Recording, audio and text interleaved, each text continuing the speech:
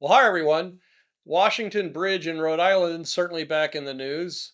On June 10th, 2026, yesterday, there was a press conference at the job site to celebrate the fact that the first foundation element uh, had started to be installed with the installation or partial installation of the first permanent casing for the first drilled shaft on the project. So I'm going to excerpt portions of this press conference and obviously the governor turned this into uh, an attempted big political win that the job finally got started in terms of in water construction. I want to point out that this is still an engineering and construction project, and politics should be left out of it. Of course, that's going to be impossible in Rhode Island, as is most other parts of the country, but I'll still do my part from an engineering perspective. So let's go. I want to thank Josh from Providence again, who collected this footage a few hours after this press conference yesterday. You can see the lone casing, that's the start of the installation for the first drilled shaft. Looks to me like it's just been dropped in and sunk in the sediment of the Seekonk River there under its own weight. I don't see the vibratory hammer that will no doubt be later used to get this casing all the way to bedrock to a depth of around 120 feet. So we'll continue to follow the progress of this construction work, particularly as it pertains to the deep foundations. That's my area of expertise. That's what I practice in my company. We do almost exclusively construction phase testing of bridge foundations, including drilled shafts and driven pile foundations. So I'll be keenly interested in following the details of this very important aspect of the construction for this bridge replacement project. So I'm going to start with a few segments of this press conference. We'll start out with some statements made by Rhode Island Governor Dan Mckee. A bridge that's 2 years ahead of Maryland's Key Bridge, which we've been compared to multiple times. You hear that we're behind Maryland. We're not behind Maryland. We're ahead of Maryland by at least 2 years. So I'll tell you why the comparison between the Francis Scott Key Bridge in Maryland and the Westbound Washington Bridge replacement project seems to really rankle Governor McKee.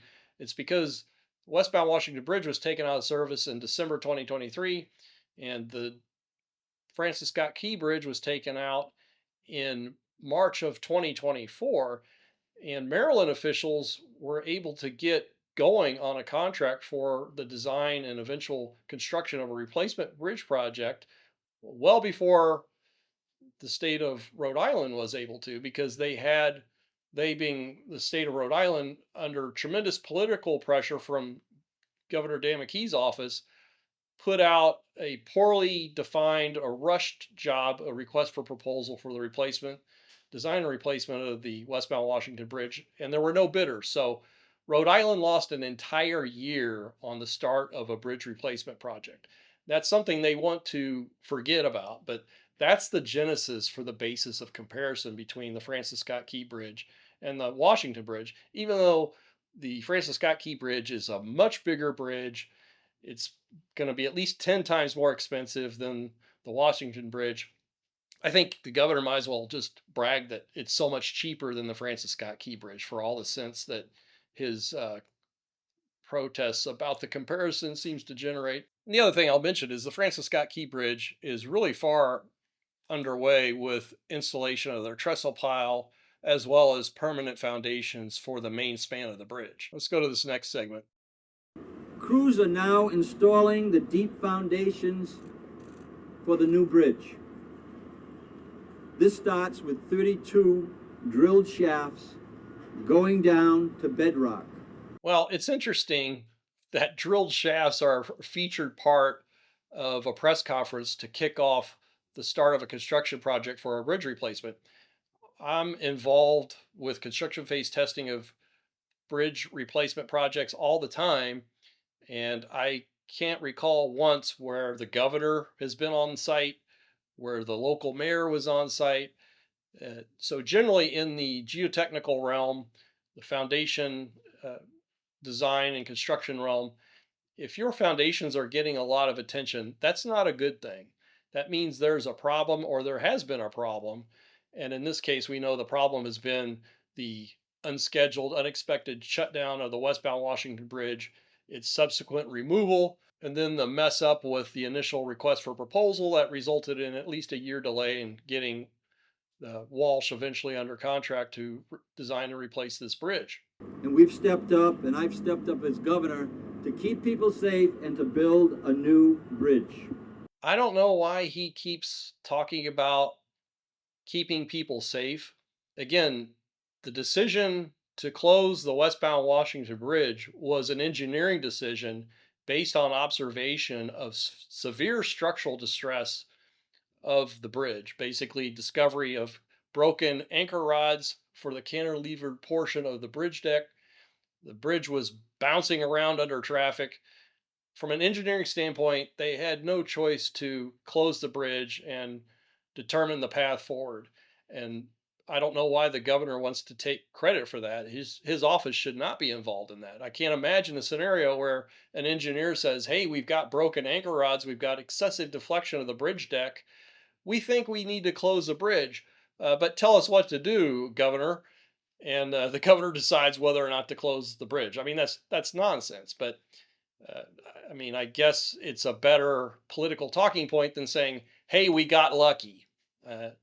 That's not a good campaign slogan. Also, I might add that these politicians that show up on construction projects wearing shiny new vests and hard hats just look pretty dorky. I think somebody in their campaign staff ought to clue them in that there's probably better ways to appear energetic and forceful relative to infrastructure projects. The Washington Bridge, again, is on schedule, and I think you're going to hear that we're actually ahead of schedule. They're ahead of schedule or on schedule, but forget about the year delay. That's in the distant past, apparently. But what they are talking about is factually true relative to the new contract for the design build replacement that was awarded to Walsh and WSP. Walsh showed in their technical addendum to their proposal, which was used to award the contract to them, not starting installation of deep foundations until September of 2026. The reason they were able to start now here in June 2026 is because they've got their Corps of Engineers permits for in-water work sooner than they had indicated on the schedule. Now, keep in mind the base schedule that Walsh is responsible for delivering shows them completing the bridge in December 2028. And of course, that's what they're going to commit to contractually. And they fully anticipate being able to complete the bridge much sooner than that so they can collect millions of dollars in incentive pay.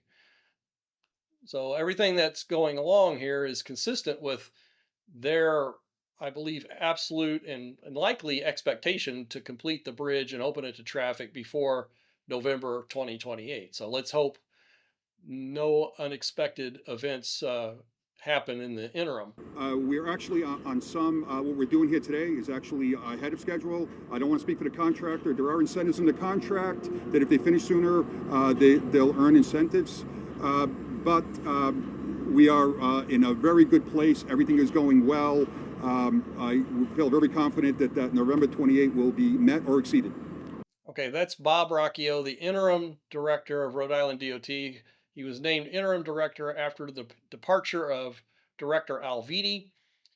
And I've been hopeful that Mr.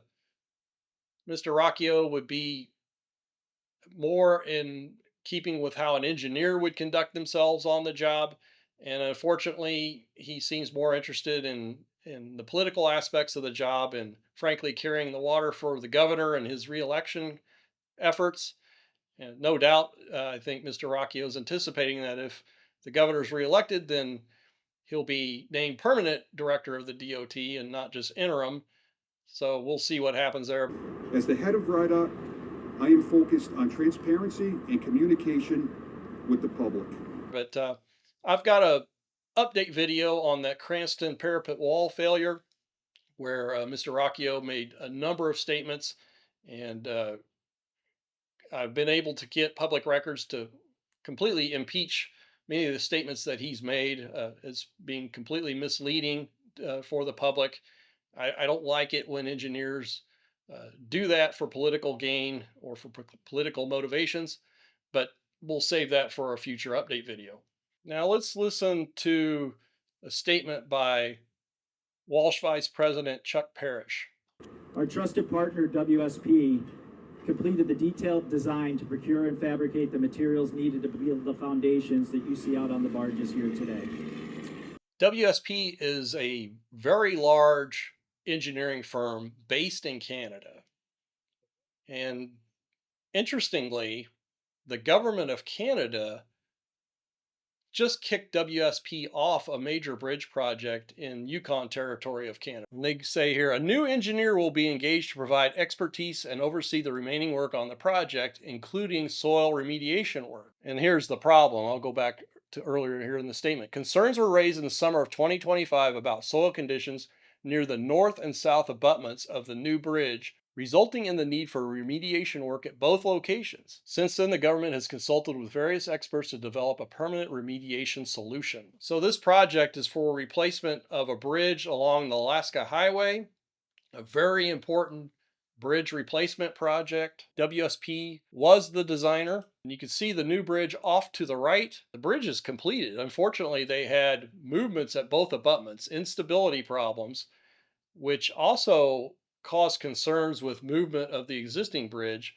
But so far, they've determined that the existing bridge can remain open, but the new bridge is not open to traffic, and they're going to have to spend, no doubt, tens of millions of dollars, and it's going to take months, if not a few more years, in order to get this problem addressed and the bridge open to traffic. This is the location of the bridge project, just to show you the location of the Alaska Highway. Last year, I did a video about my concerns of what could happen here with the reconstruction of the Westbound Washington Bridge because of what happened on a project in Iowa, where it was a very similar set of circumstances. They were building a new bridge to replace an existing bridge, and that existing bridge was on relatively shallow timber pile foundations, just as is the current eastbound bridge that's being used for two-way traffic, 6 lanes of traffic for the crossing of the Seekonk River. And the DOT in Iowa was very transparent and forthcoming about the problem. It was the installation of the casings and other piling for the deep foundations for the new bridge right next to the old bridge that caused excessive settlement of the existing bridge. And they had to close it. It's since been removed 2 years before the replacement bridge will be completed and open to traffic. So it's a major problem here for the local community that now have a 45-minute detour. It's game over for the state of Rhode Island if the existing eastbound bridge has to be taken out of service for problems that are created during construction of the Westbound Washington Bridge replacement. I'm not saying that's going to happen. I'm saying they need to be very, very careful because this has happened on other projects. So I'll put a link to that video in the description if you want to check it out. I thought that video was very timely, and it didn't get the reaction that I thought it should have. I wasn't trying to be alarmist. It was a cautionary tale, and I don't know that the government of Rhode Island has taken sufficient notice of that possibility, because in the case of the Blackhawk Bridge, the state of Iowa was monitoring the existing bridge. They also made the contractor responsible as well, but they didn't leave it up entirely to the contractor to select means and methods and to do monitoring and just be solely responsible for any movement of the existing bridge. I think that's too much of a hands-off approach, in my opinion.